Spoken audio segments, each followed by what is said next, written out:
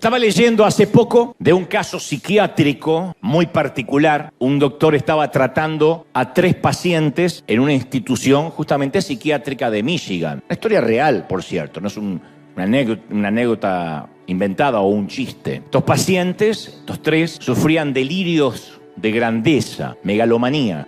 Es un desorden muy frecuente, se diría casi un argentinismo.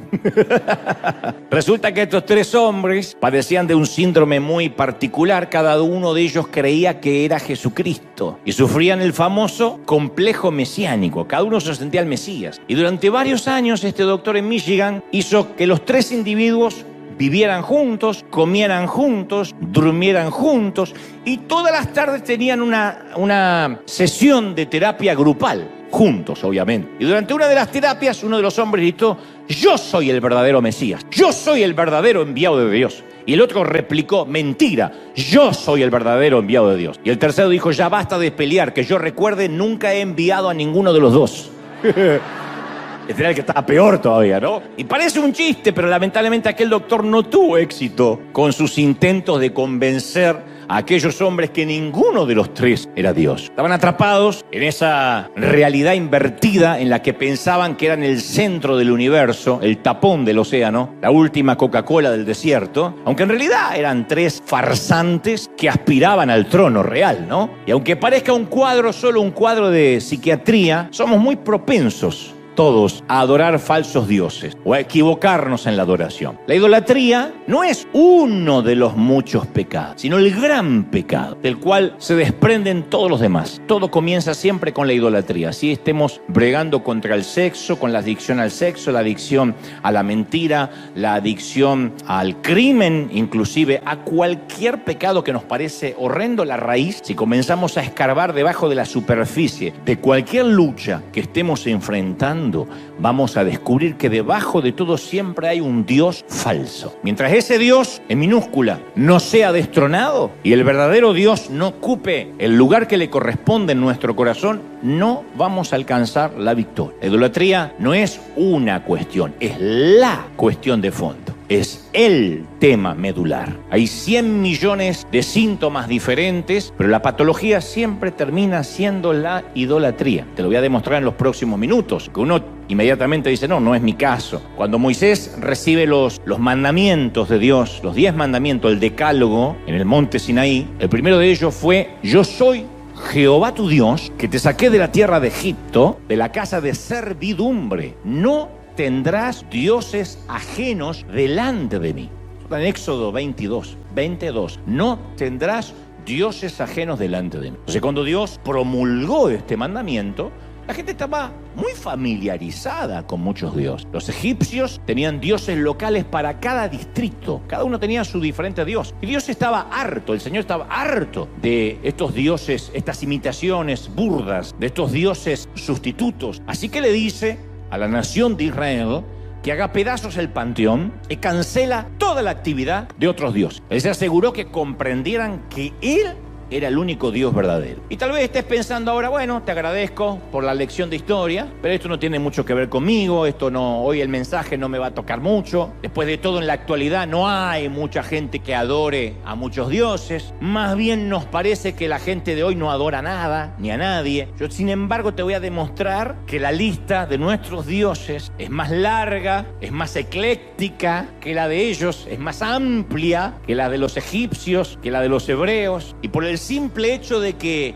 les demos otros nombres, no dejan de ser lo que son, dioses. Los tenemos. Puede que no tengamos, qué sé yo, el dios del comercio, el dios de la guerra, el dios de la agricultura, el dios del sexo, el dios de la casa, pero sí tenemos docenas y docenas de otros dioses. El gran tema es que no los identificamos como Dios, por 2 razones muy puntuales a saber. En primer lugar, nuestros dioses hoy no tienen el clásico atavío religioso, necesariamente. Y en segundo lugar, podríamos estar adorando algo que intrínsecamente no es malo. O sea que en sí mismo no es algo necesariamente malo. No digo adoramos la lujuria necesariamente. Puede ser la familia que ocupe nuestro primer lugar, la profesión, el oficio, el ministerio. Podría ser que adoremos sin darnos cuenta el alimentar a los hambrientos, que tanto nos gusta en nuestra congregación, ayudar, sembrar, dar a los que menos tienen, que son todas cosas, insisto, muy nobles, muy loables. El problema radica, como viene Dios hablándonos las últimas semanas, que apenas algo ocupa el lugar de Dios, se transforma en un ídolo, sustituto. Cuando algo o alguien reemplaza a Dios en nuestras vidas, entonces esa cosa o esa persona, por definición, se convierte en nuestro Dios. Entonces, cuando Dios le dio a Moisés los mandamientos en el monte Sinaí, el pueblo esperaba abajo y Moisés se tardaba mucho y el pueblo se impacientó. Moisés estaba arriba del monte hablando con Dios y el pueblo, que tenían algo de sangre hispana, dicen los teólogos, no aguantaban. Entonces se reunieron el oro que todos tenían, la billutería que algunos tenían, lo echaron al fuego e hicieron un becerro de oro para adorar. ¡Qué ironía! ¡Qué ironía! Porque en el preciso momento que Dios le hablaba a Moisés acerca de no tener otros dioses, el pueblo estaba dándole forma a un nuevo Dios. En el monte Moisés hablaba con Dios y en el llano la gente hablaba con un Dios, bueno, hablaba, el Dios no puede responder, el Dios con minúscula, pero adoraba a un Dios pagano. El Salmo 106, 19 relata: en Horeb hicieron un becerro y se postraron ante un ídolo de fundición. Cambiaron al Dios que era el motivo de su orgullo por la imagen de un toro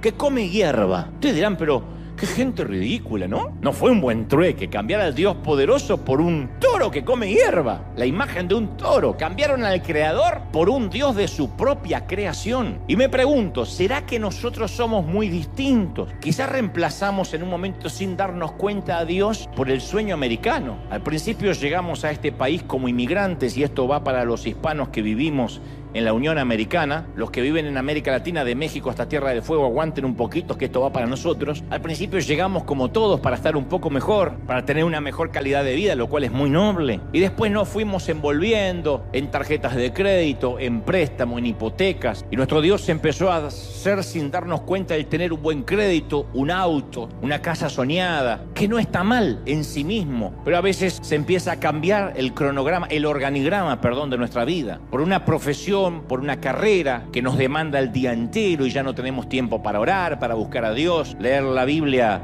es un artículo de lujo. Por un equipo de fútbol, hay gente que tiene la idolatría por un equipo de fútbol, que tampoco está mal. Yo me gusta hacer porras por Argentina, especialmente cuando gana tantos campeonatos y llega a las finales. Pero a mí me ha sorprendido mucho a gente que cae en la depresión si su equipo pierde. Es una locura. Siempre decimos es fútbol, nada más que fútbol, o lo que sea, cual sea el deporte que te agrade, es nada más que un deporte. Ni perdimos ni ganamos. Son esos 22 tipos millonarios los que se llevan el dinero. Nosotros somos los bobos que los miramos correr. Somos los tontos que miramos a 22 multimillonarios correr tras una pelota. Y si entendemos la regla de juego y es un entretenimiento, está perfecto. Pero si nos vamos a deprimir y nuestro estado de ánimo depende de un resultado futbolístico, tenemos un ídolo. Otros tienen una adicción a un cuerpo bien modelado y le dedican horas y horas al gimnasio, a las dietas y hasta las cirugías estéticas.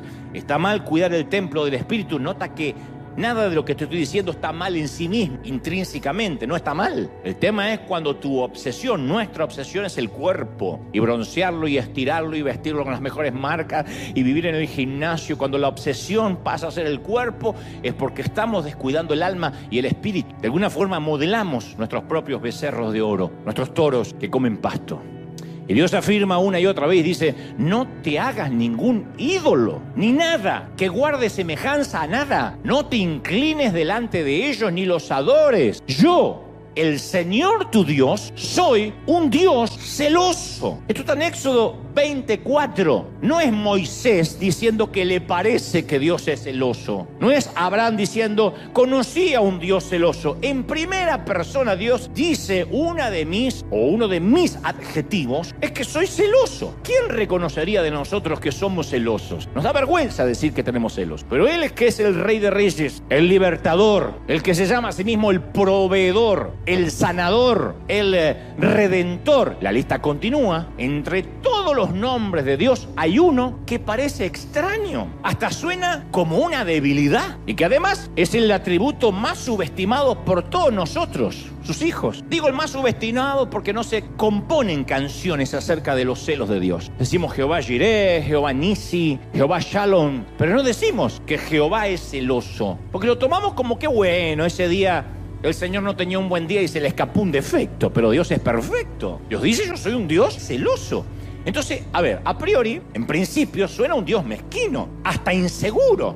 ¿Cómo es que Dios es celoso? Tal vez no quiso decir eso, habría que ver las traducciones originales. Las traducciones originales dicen yo soy fuego consumidor y celoso. Y no es que después se ablandó porque se puso viejito. Nosotros envejecemos, Dios no. Suena, cuando dice yo soy celoso, suena a ese noviecito posesivo que alguna vez tuviste, que no te dejaba hablar con nadie y te controlaba los textos del celular, que dijiste me saco a este parásito de encima porque me va a hacer la vida imposible. A eso suena. No digo que lo sea, a eso suena. De hecho, los psicólogos afirman que los celos son emociones que a veces no podemos controlar y que debiéramos tener bajo control, que hay que gestionar esas emociones de inmediato y eliminar esa emoción en la medida de lo posible, porque es insana para cualquier relación, entre padres e hijos, entre pareja, es una relación insana entre amigos, y los psicólogos señalan que los celos por lo general suelen partir de dos premisas: miedos infundados o inseguridades. Tienes una pareja celosa, tiene miedos infundados o inseguridades, que te controla, que desconfía de ti. Detrás de todo eso siempre hay un trastorno emocional muy serio. Por eso, insisto, suena extraño que Dios diga yo soy celoso. Además, uno dice, a ver, ¿y qué razones podría tener Dios para ser celoso? ¿Acaso no le pertenece todo? ¿Hay algo que pueda competir con su poder, con su grandeza? Por supuesto que no. Pero Él es celoso de nuestro corazón. Y no porque sea inseguro, sino porque nos ama demasiado. Nos ama demasiado como para compartirnos. Si amas, sabes que tus celos son sanos porque no quieres compartir a quien amas demasiado. Dios quiere una relación que sea exclusiva, porque sea Dios y porque no tenga inseguridades y porque no compita con nadie. No necesariamente dice, bueno, búscame cuando tengas ganas, yo soy como el 911, a lo mejor no me usas nunca, pero voy a estar ahí. Soy como ese seguro de vida o ese seguro médico. Si te enfermas, ahí voy a estar. No, Él dice, yo quiero una relación exclusiva, comprometida. No tiene ningún interés Dios de mantener con nosotros una relación abierta, de practicar el poliamor.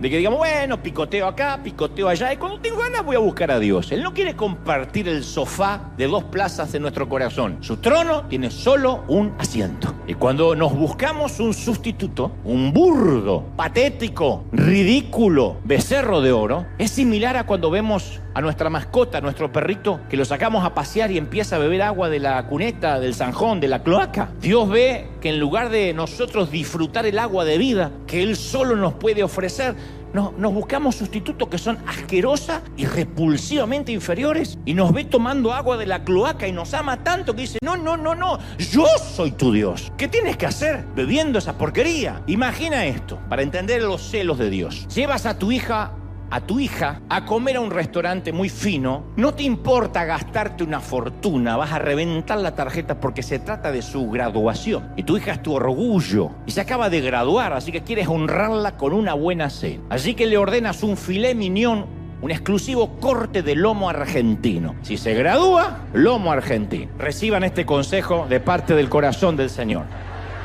Y te lo traen a la mesa crepitante, cocinado a la perfección, 3/4 hay que comerlo.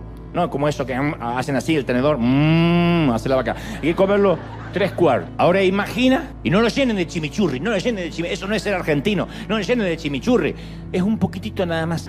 Tengo hambre. Imagina que cuando llega el momento de comerlo, tu hija mete la mano en el bolso y saca una pupusa a medio comer. Cuando ustedes prediquen, pongan el ejemplo que quieran. Predico yo, pongo el ejemplo que estamos. No, saca una pupusa que ni siquiera está envuelta en un papel, que tiene algo de moho. Tiene un color verdoso. Sí, se la regalaron hace un mes y medio y la tenía guardada ahí. Tiene hasta pelusas del bolso, que camina una hormiga. Y la ves frente a un pedazo de lomo que te costó una fortuna. Y se pone a masticar un trozo de una pupusa en mal estado. ¿Cómo reaccionarías? ¿Te enfadarías? Pagaste un precio alto por ese medallón de carne. Entonces, amas a tu hija y quieres que experimente lo que tienes para ella, lo que preparaste para agasajarla. Así que te quedas muy frustrado. Y dices, ¿pero por qué haces eso? Y bueno, porque a mí me gusta esto. Me hubieses dicho, te llevaba un negocio a un restaurante de pupusas, pero no comas eso que está enmohecido cuando te estoy agasajando. Entonces Dios sabe lo que tiene para nosotros y se aflige al ver las elecciones que realizamos en nuestra propia ignorancia. Se aflige cuando ve filas y filas tras una estatua o gente que dice, no, yo no lo adoro, pero representa algo, y se postran ante ridiculeces. Es comer algo enmohecido cuando Dios dice, yo te preparé lo verdadero. Eso define los celos amorosos de Dios. Un padre que ama y dice, yo no puedo creer. Una madre que cocinó toda la tarde o toda la mañana, preparó un manjar y el hijo agarra un trozo de pan duro y se va a la calle y dice, yo no lo puedo creer. Te pones celosa por amor, dice, yo quiero que se alimente bien. En Jeremías 2:13, Dios habla a través de su profeta, del profeta que le da el título al libro, y dice, porque dos males ha hecho mi pueblo. Me dejaron a mí fuente de agua viva y cavaron para sí cisternas, pozos rotos que ni siquiera retienen el agua. Entonces Dios resume la rebelión de ellos en dos pecados. Lo han rechazado y se han vuelto a ídolos que no tienen valor. Y eso explica por qué a veces somos tan torpes de reemplazar a Dios, que es como cavar propias cisternas rotas, mientras que a nuestro lado corre un manantial de agua fresca. ¿Quién tomaría agua de un pozo medio estancada con olor a pútrido cuando al lado hay una corriente de agua dulce, de aguas cristalinas? Por eso esto revela, esto de las cisternas rotas, lo ridículo de la idolatría. Buscamos algo o alguien que haga por nosotros lo que solo Dios puede hacer. Entonces, en lugar de buscar a Dios como fuente de consuelo, nos volcamos a la comida. Si hay depresión, comemos. Si estamos alegres, comemos. ¿Está mal comer? No, el problema es la motivación por la cual hacemos de cada comida la última cena. Nos volcamos al porno, al alcohol, y ya las cosas nos suenan buenas. En vez de procurar a Dios como fuente de significado, la buscamos en la profesión. Si soy alguien, si cuelgo un diploma en la pared, si termino el curso, si tengo un posgrado, me voy a sentir mejor. Lo volcamos en el ministerio. La iglesia está llena de hombres y mujeres inseguros, niños asustados, como digo yo, con corbatas demasiado grandes, que como son asustados, como no lograron casi nada en la vida, como son inseguros, como les fue mal, entonces tienen un micrófono, algo de poder, de ascendencia ante la gente, y empiezan a exhortar, a mandar gente al infierno, a empoderar en todo caso, y tienen una adicción a eso porque toman su identidad de lo que hacen. Llegan a sus casas y se sienten nadie, tienen que sacar la basura y se sienten una porquería de persona, como si lo quisieran les diera identidad. Eso es un ídolo. En vez de recurrir a Dios como fuente de seguridad, nos volvemos al dinero, a los ahorros, al crédito. ¿Está mal el dinero, los ahorros y el crédito? No, no está mal. El problema es cuando eso es lo que nos hace sentir seguros. Y cuando tenemos deuda, sentimos que no tenemos valor. En vez de ir a Dios como nuestra fuente de gozo, la buscamos en el sexo, en las maratones de Netflix o en la propia familia. En vez de buscar a Dios como nuestra fuente de esperanza, vamos tras un presidente para ver si nos resuelve la vida. ¿Está mal votar concienzudamente a un candidato? No está mal, pero no hay ningún candidato que Dios pone para salvarme la vida. Dios permite a los presidentes, a los gobernadores, a los reyes, a los buenos y a los dictadores, a los cuerdos y a los locos, pero ninguno de ellos nos va a resolver la vida. No es que si sube Trump, esto va a cambiar y ahí sí, ahí sí. No va a pasar eso. Independientemente de quién se siente en los sillones presidenciales de América Latina o aquí en el Salón Oval en la Casa Blanca, si esa es nuestra fuente de seguridad, estamos fregados. Entonces, en vez de volcarnos a Dios como fuente de identidad, yo sé quién soy en Dios, pasamos horas buscando aprobación en las redes sociales. Y la gente de las redes sociales es la misma gente que el domingo de Palmas le dijo al Señor, Hosana al que viene en el nombre del Señor. Y a la semana se cruzaron de vereda y gritaron, crucifícale. Por nuestra salud mental tenemos que saber que la gente que nos felicita en las redes sociales es la que nos va a dilapidar mañana cuando algo no les gusta.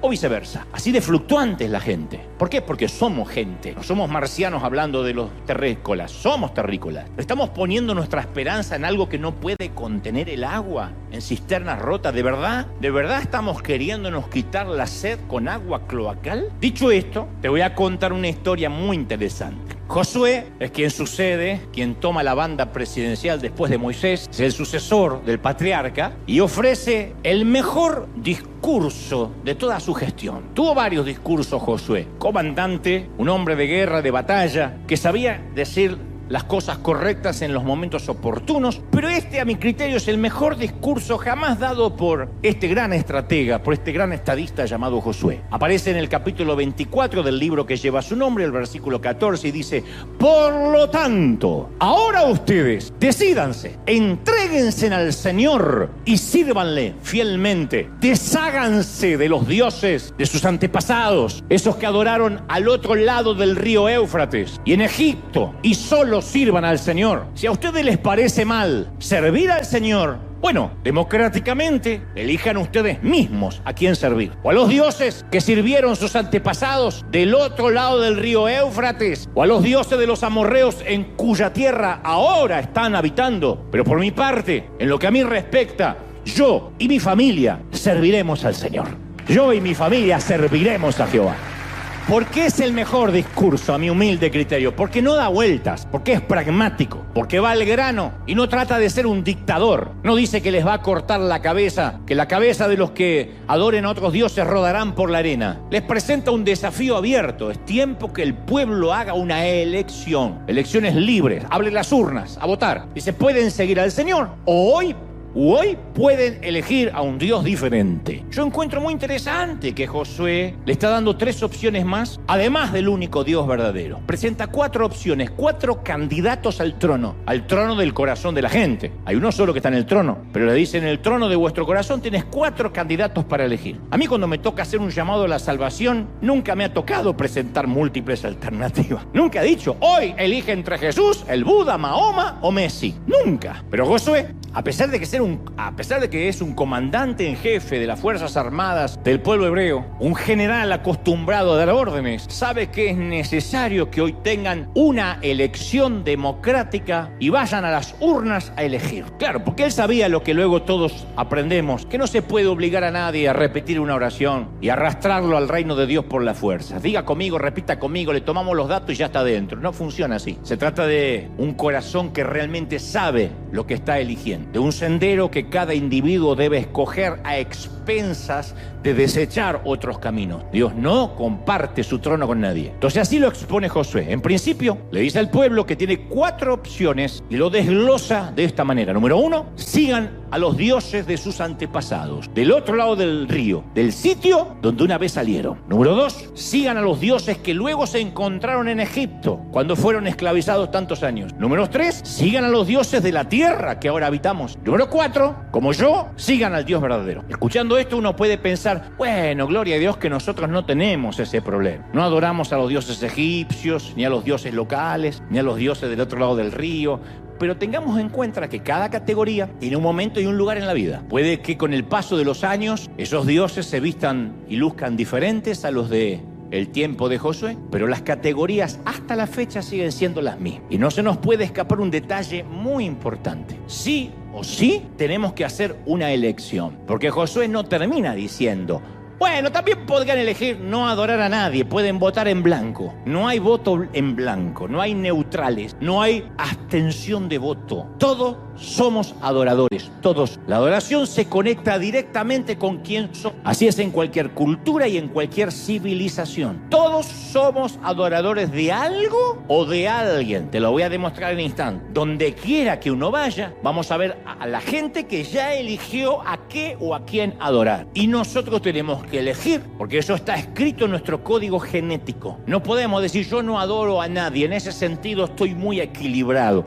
No hay votos en blanco, no hay abstención de votos. Podemos ir a lugares o sitios donde la gente tiene a sus ídolos tribales de la vieja escuela, rituales, sacrificios, sea una virgen, un santo, una estatua, una imagen, y ver esas grandes procesiones que parece increíble verlas en el siglo XXI. O podemos ir a las ciudades más modernas y ver que también se inclina ante altares de poder, altares de placer, de finanzas. En el fondo siempre es lo mismo. La gente elige a sus dioses y les lleva sus ofrendas, olvidando que ellos mismos son las ofrendas. Alguien dijo que lo opuesto a creer, lo opuesto a la fe, no es el ateísmo, es la idolatría. Lo opuesto a creer no es no creo en nada, crees en otra cosa o en otro alguien. En otras palabras, todos vamos a adorar a algún Dios. Por eso tenemos que elegir esta mañana, tarde o noche, conforme cuando me estén viendo. Fuimos creados para ser adoradores del mismo modo que los pájaros fueron creados para volar y los perros para ladrar y las suegras para estorbar.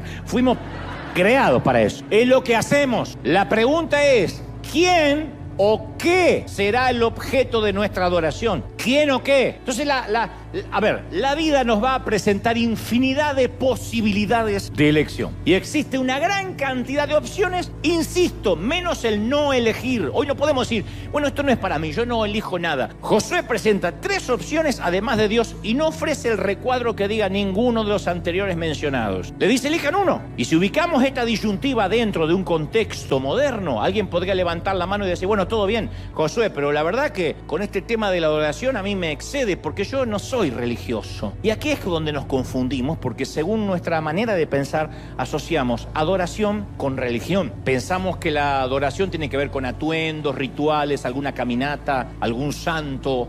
No, el problema está en la mala comprensión de lo que es la adoración. Cuando alguien dice, yo no soy religioso, no está captando el punto. Si eres miembro de la raza humana, con mente, cuerpo y emociones, entonces eres un adorador. Yo soy un adorador y tú también. Esto viene de fábrica, así venimos equipados. No es algo que adquirimos después si nos gusta o si queremos. Insisto, aunque soy repetitivo y monotemático, solo hay que elegir a qué o a quién vamos a adorar. Es un reflejo condicionado que siempre hace que coloquemos la esperanza en algo o en alguien. En un partido político, en un equipo de fútbol, en que me voy a casar, en el sexo, en los hijos. Cuando tenga hijos voy a ser feliz, cuando me traigan los nietos voy a ser más feliz. Siempre estamos poniendo en algo o en alguien la esperanza, porque eso es lo que hacemos los seres humanos, como respirar, comer, pensar. Identificamos lo que deseamos y hacemos sacrificios para alcanzar la meta. Desde el momento que nacimos y nos dieron leche, estamos persiguiendo algo que creemos que va a satisfacer nuestro apetito. Y el resultado final es que nuestras vidas comienzan a tomar la forma de aquello que más nos gusta. Lo que elegimos adorar nos moldea,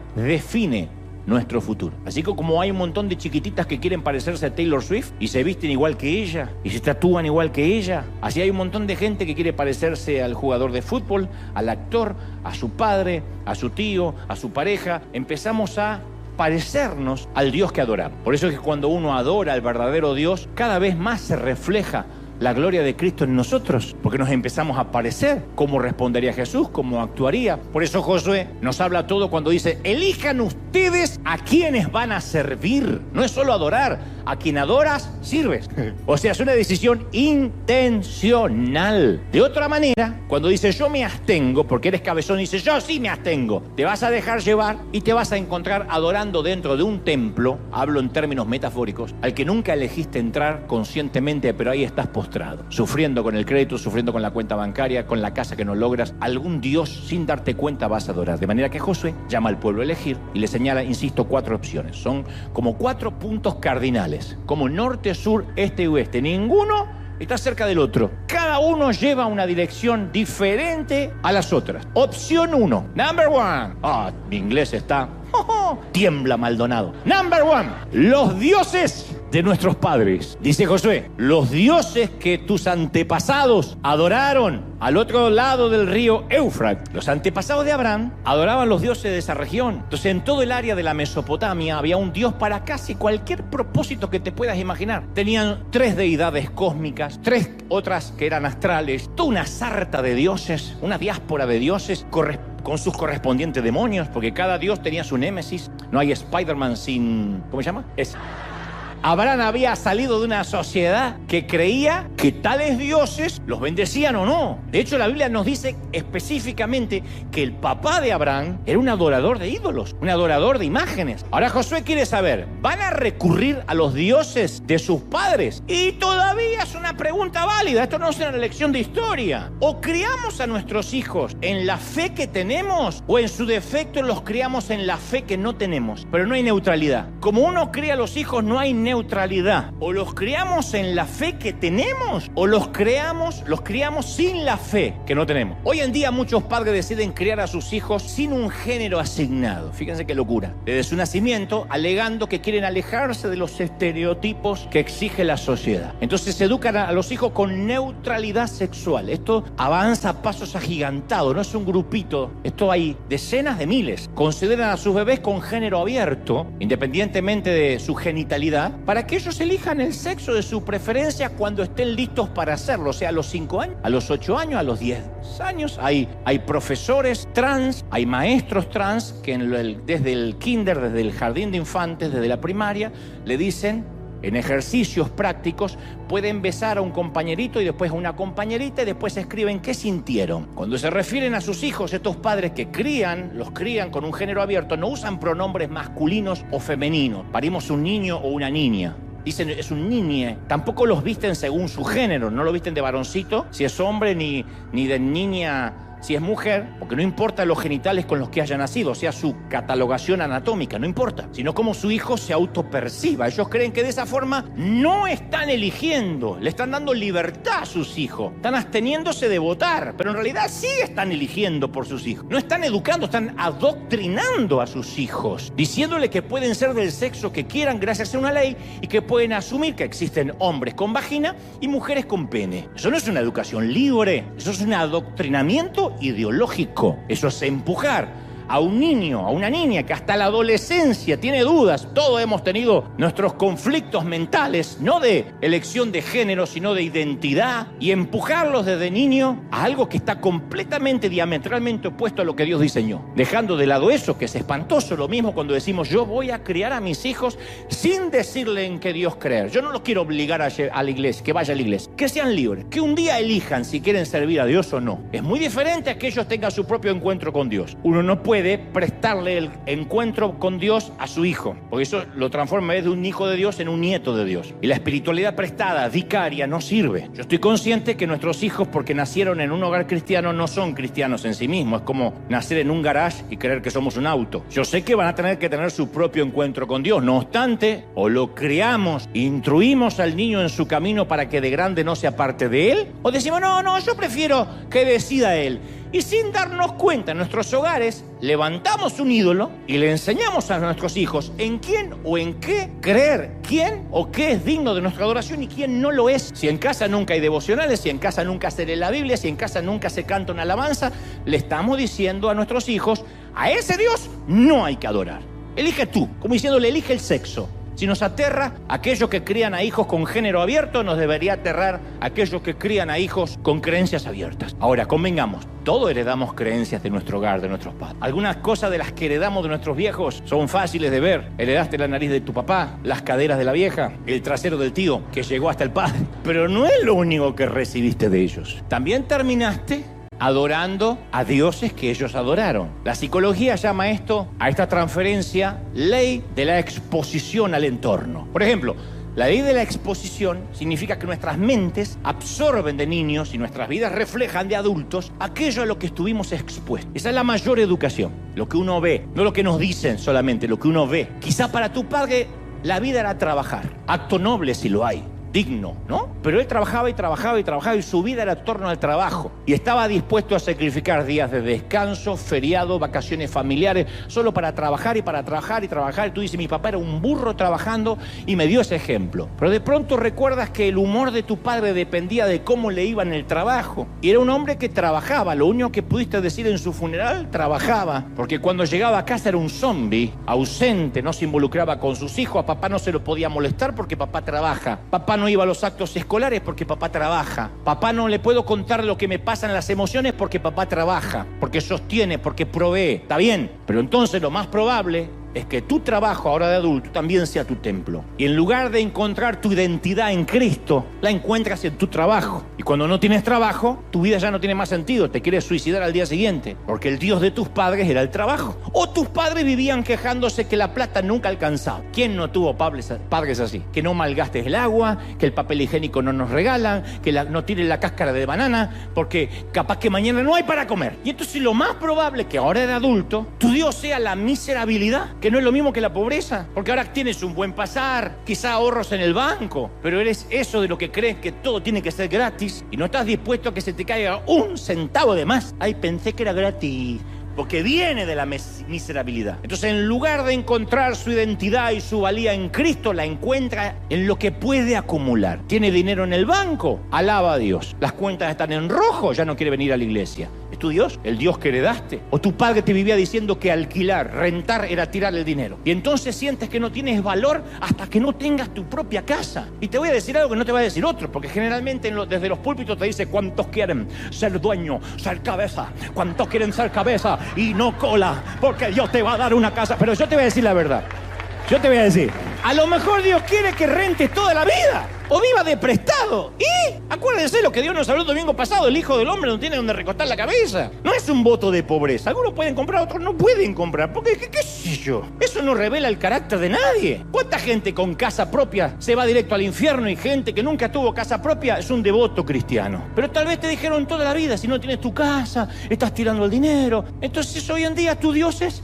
No, la casa, yo cuando tenga el título, ahí voy a descansar. Se abre la falla de San Andrés, no queda ni el título.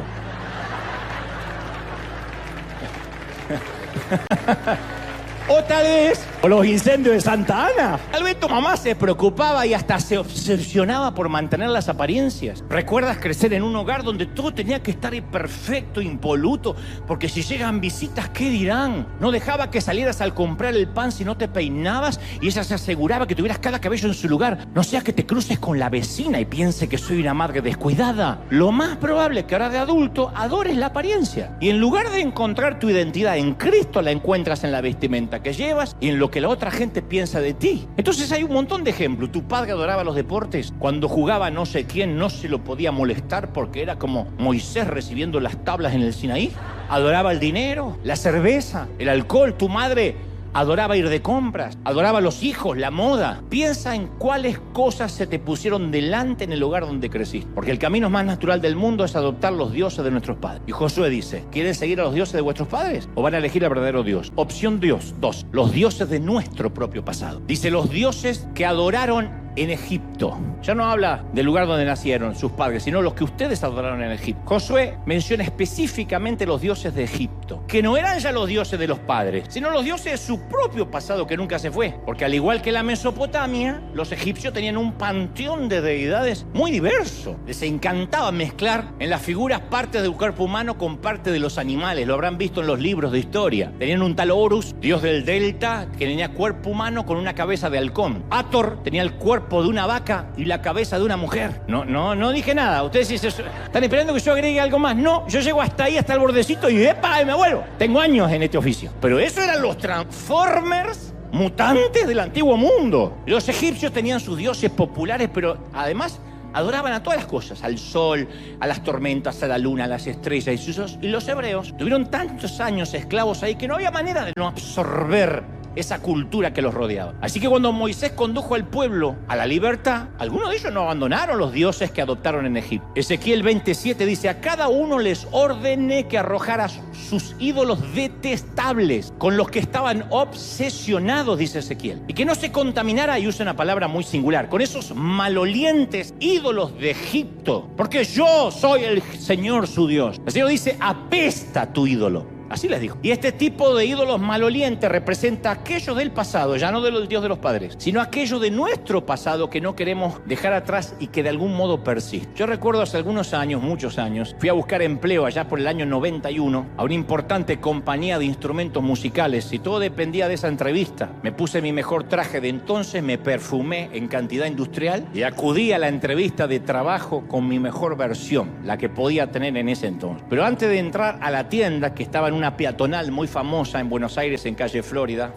tuve que atravesar un parque que era un campo minado de estiércol de perro. Y sin darme cuenta, cuando entré a la oficina del gerente, un aroma nauseabundo impregnó toda la oficina, superó mi perfume. Y el gerente dice: espere, y empezó a abrir las ventanas hasta que se dio cuenta quién era la fuente del olor. Y yo miré con horror mis zapatos y comprobé que había dejado huellas de excremento animal sobre la alfombra en toda la oficina de de quien me iba a contratar. Entonces, este es el punto, que muchas personas se hacen cristianas, invitan a Jesucristo a entrar a sus corazones, a tomar el trono de su vida. Todo es fantástico hasta que captan un olorcito, algo que han traído bajo la suela, algo que huele, pero que no huele bien, que más bien apesta, algo que debió haber sido destruido tiempo atrás, pero que de alguna manera te acompañó en la caminata. Está bien, fuimos limpiados minuciosamente, entonces ¿por qué todavía a veces llevamos colgado eso del zapato? Porque son convertidos que aún conservan los viejos deseos, algunos viejos hábitos, han invitado a que el Señor sea el único Dios de sus vidas, pero aún le siguen prestando atención a esos antiguos dioses. Este es el desafío que muchos enfrentamos a algunos de nosotros. El problema no es seguir a Jesús, el problema es que intentamos seguirlo, como dije el domingo pasado, sin dejar algo sucio atrás. Y cuando uno intenta seguir a Jesús con algo sucio, eso va a superar cualquier perfume de alabanza. Josué sabe que hay un poquito de Egipto adherido a las sandalias de su pueblo. Los viejos dioses que se rehúsan a morir, se sostienen, se aferran minuciosamente a nosotros. Quizá cuando llegamos a Cristo recién los antiguos dioses se queden en silencio por un tiempo, pero si no hay una verdadera entrega del corazón, te transformas en un mujeriego en pausa. Yo era mujeriego, pero ahora que vino el Señor a mi vida puse la pausa. No es poner la pausa. Un homosexual en pausa, un soberbio en pausa, un violento en pausa. Y un día las cosas se ponen feas y quitas la pausa y el monstruo sale otra vez y los dioses te vuelven a gobernar, porque nunca cambiamos de vida, solo pusimos en pausa esa parte de nuestra personalidad. Así que aunque hayas elegido al Señor en el pasado aceptando a Cristo, el desafío que hoy te presenta Josué es elegir a quién vas a servir hoy, y si vas a limpiarte la suela de los dioses del pasado. La opción 3, los dioses de nuestra cultura. Dice, o elijan a los dioses de los amorreos en cuya tierra ahora habitan. Los dioses no solo estaban en casa de papá, ni la tierra de la cual salimos, sino en la tierra de la cual hoy habitamos. La tercera opción de los recién llegados. Estos eran dioses más encubiertos, no se apreciaban a simple vista. Los israelitas ahora vivían en un pueblo muy diverso, muy parecido a lo que ocurre en nuestra sociedad. Había muchos grupos étnicos, dioses distintos, y había sacrificios, rituales sexuales, todas esas cosas. Algunos israelitas los sedujeron, porque estos dioses tenían la ventaja de estar jugando en su propia cancha, eran dioses locales, eran parte de la cultura. Y nosotros también luchamos con dioses que son parte de la cultura. Claro, si hoy nos dijeran que siguiéramos a un dios de la fertilidad, de la prostitución en el templo, lo rechazaríamos, porque no encajan en nuestra época. Pero para aquella gente la adoración a estos dioses estaba tan inmerso en la cultura que era lo normal. Era como los que escriben insultos, cristianos que escriben insultos a otros ministerios en las redes. Es normal, no hay más temor de Dios en mucha gente. Tendríamos muchos defectos en la iglesia legalista en la cual me crié, pero no nos atrevíamos a tocar jamás a un ungido, no sea que esté luchando contra Dios. Y hoy en día van a ver ustedes un montón de bocas sueltas diciendo vas a arder en el infierno, apóstate, basura, no solo conmigo, con cualquiera que no les agrada. No sé si eso viene de la cabeza, de lo que aprendieron o de la cultura. Las redes me dan impunidad, me dan anonimato y digo lo que quiero del presidente, del actor, de la entrega de los Oscars y del culto. Si no me gustó, insulto, y total, pecado es lo que se dice, no lo que se escribe. Y de la abundancia del corazón escriben los dedos. Entonces, ¿será posible que tengamos ídolos que no reconocemos porque está tan integrado a nuestra cultura que nos resultan normales, lógicos y hasta orgánicos? Pablo le escribe a Roma en Romanos 12:2 y dice, no se amolden al mundo actual, sino sean transformados mediante la renovación de la mente, así puedan comprobar cuál es la buena voluntad de Dios, agradable y perfecta. Entonces tenemos ídolos que nadie supo predecir. Te cuento, un predicador viajó a una aldea en la India, historia absolutamente real, y conoció a una mujer en la India que alguna vez visitó América y la odiaba. Y ella dijo, odié América, en la India, porque nunca vi tanta idolatría allí como en otro lugar. ¿De verdad? ¿Alguien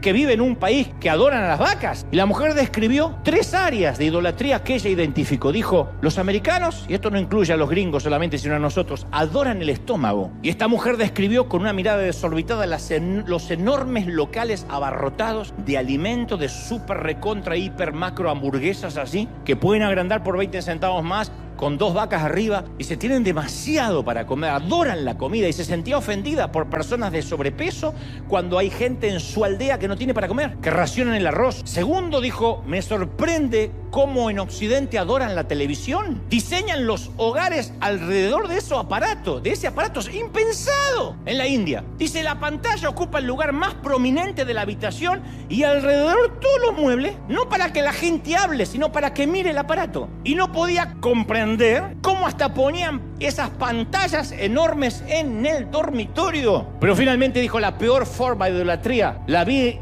en cómo las personas se relacionan con su teléfono. Se sentía profundamente ofendida por el hecho que la gente lo usara hasta para conducir. Y dice, es más, no podía tener una conversación con nadie completa sin que ese alguien mirara su celular. Entonces a veces no nos damos cuenta, pero tenemos las redes sociales, gran herramienta, en la cual podemos ver rápidamente quién considera que nuestras vidas son muy interesantes como para seguirnos y recibir inmediata retroalimentación sobre cualquier cosa que pudimos compartir, ya sea la boca, el trasero, lo que sea. Hace algunos años, un predicador, que no voy a decir quién, me aconsejó que hiciera lo mismo que él. Me dijo, consíguete una aplicación que te proporcione seguidores falsos. Dijo, es fantástico. Yo tenía 1000 seguidores, ahora tengo 100.000. Dice, no cuesta mucho. Por un módico precio hay una aplicación que hace que te sigan centenar de cuentas falsas. Digo, pero no son gente real. Dice, no, pero te aparecen como seguidores. La idea era mostrarle a los pocos seguidores que ahora tenía muchísimos seguidores. Entonces, si revisamos el celular varias veces por día para ver qué dice la gente de nosotros, eso es una idolatría cultural. Si nuestra identidad proviene de los que nos siguen, de los que les gustamos o no, de qué piensan de nosotros, nos deprime si nos critican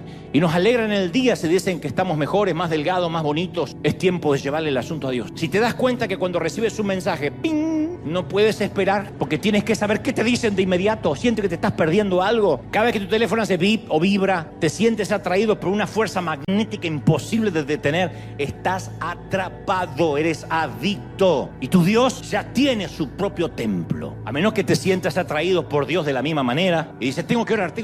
No, ¿cuánto más tengo que orar? Sé que Dios me va a decir algo bueno. Entonces, pero si tu atracción magnética hacia Dios no es la misma que por el celular, tu Dios ya tiene un domicilio, ya tiene un templo en tu corazón. Y Josué finalmente da la opción 4. El Dios verdadero dice, por mi parte, yo y mi familia serviremos al Señor. La opción final siempre ha sido la única opción desde el principio. La única opción. Las otras ni siquiera son reales.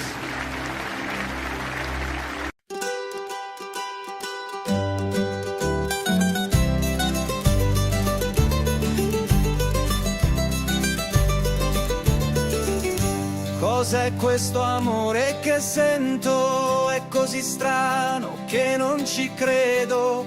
Cammino avanti e indietro, dal nulla sei entrata nel petto mio. Ogni passo mi porta a te, ogni sguardo mi brucia dentro. Sei un sogno che non va via e io non so più che fare. Corri che l'amore mi sfugge, prendilo tra le tue mani, fermati, lo sento nel cuore. Scappiamo via insieme a questo amore. Corri, corri, che scappa l'amore mio. Stringilo, tienilo, che vola via se non lo sai.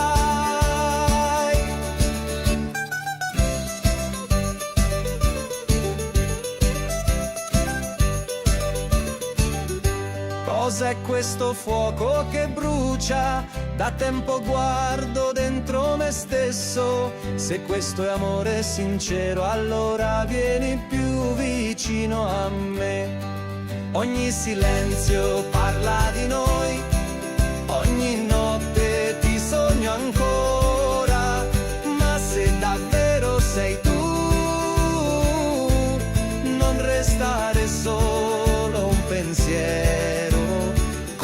Che l'amore mi sfugge, prendilo tra le tue mani, fermati, lo sento nel cuore. Scappiamo via insieme a questo amore.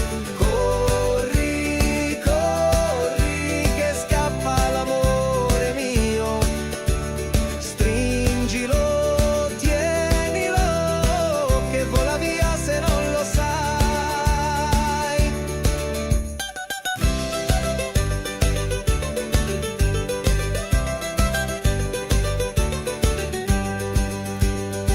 E se domani non ci vediamo, porta con te quello che siamo nel mio cuore. Hai già un posto, non lasciarlo mai più vuoto. Corri che l'amore mi sfugge, prendilo tra le tue mani, fermati, lo sento nel cuore. Scappiamo via insieme a questo amore. Corri amore, che il tempo ci guarda fermati adesso o l'amore ci scappa.